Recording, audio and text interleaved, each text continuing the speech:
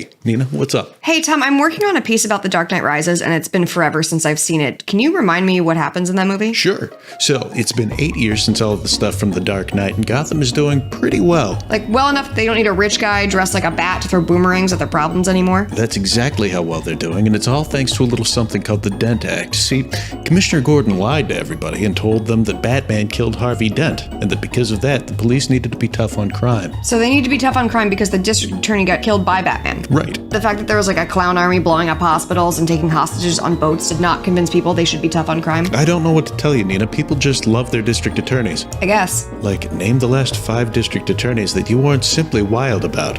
I can't. Exactly. The point is that it worked. Batman stopped being Batman, and Gordon, well, you know how sometimes when you tell an enormous lie, the best thing you can do is to write down a damning confession and then carry it in your pocket with you wherever you go? Nope. Right, Gordon does that. Okay. And then meanwhile, there's this guy named Bane who's out here kidnapping nuclear physicists and setting up shop in the sewers under Gotham. That sounds like the sort of problem you'd throw a boomerang at. And I can't disagree with you, Nina. The problem is that Bruce Wayne is all messed up. He's walking with a cane now because he ain't got no knees. He ain't got no knees. All right, go on. He's got so few knees that he gets robbed and beat up by Catwoman. Okay, so Catwoman is the bad guy. No, he loves her. Okay. So then Gordon gets kidnapped by Bane, but he gets rescued by a cop named John Blake who knows that Bruce Wayne is Batman because he saw Bruce Wayne one time and thought that he seemed sad. Uh-huh. Now you seem sad. Are you Batman? Yes. That tracks. So John Blake convinces Bruce Wayne to be Batman again, even though he ain't got no knees, and Bruce Wayne tries to convince Catwoman to help him find Bane. Yeah, but why would he trust her? She robbed him and then she beat the crap out of him. Yeah, but he loves her.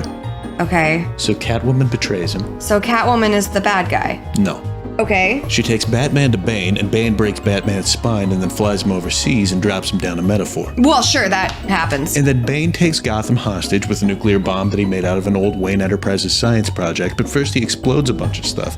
And then he tells everyone that the police lied about the death of Harvey Dent and that there was no reason to be tough on crime at all. No reason besides the clown army and the bazooka fights and the hospital bombings from the very last movie. Yeah, besides that. Right.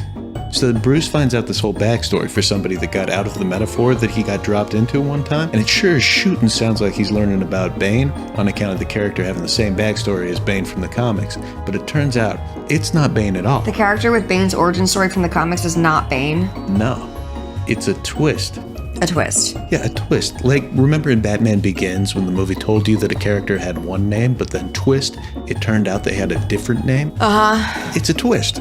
Sure. So then Batman gets his spine punched back together, and he makes a giant jump out of the metaphor he's been stuck in. Do his knees get punched back together too? And he gets back to Gotham with hours to spare before the nuke goes off. The clock is ticking. Big time. Yeah, so he draws a giant bat symbol on a wall with gasoline and then waits around for a couple hours for an opportunity to light it on fire. So, no, you know what? I feel like if I keep interrupting, every time something doesn't make sense, we're never going to be done here. So Batman's just lighting the city on actual fire now. Well, sometimes in order to save that which we love, we must first set it on fire. It's like when my mom got sick. Nope, got it. So then Batman asks Catwoman for help. Because Wait, why? And then they go to stop Bane, but it turns out that Batman's old girlfriend, Miranda Tate, is actually in charge of the whole operation because she was secretly Talia al Ghul. What? It's a twist. Like, remember in Batman Begins where the movie told you that a character had one name, but I remember. How earlier in this movie they told you that someone had one name, but it turned out that... Right. A twist is when someone has a different name than you thought. So, Catwoman shoots Bane with a great big gun and kills him. So Catwoman's the bad guy. Talia crashes her car, she dies, then Batman winches the bomb that's about to go off to the back of his airplane, flies out over the ocean, and then he dies too. Oh, bummer. Thanks for your help. Or does he?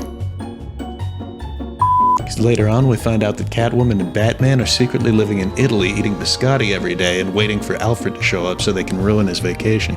So is that a twist? Yeah, it's a big one. And if you think that's a good twist, wait until you find out what happens with that John Blake fella from earlier. What happens with him? Big old twist. Oh, God. Yeah, you remember what a twist is, don't you? It's what happens when somebody who you think has one name actually has a different name. It's like in Batman Begins when... Hello? Hello? Nina, are you there? Nina?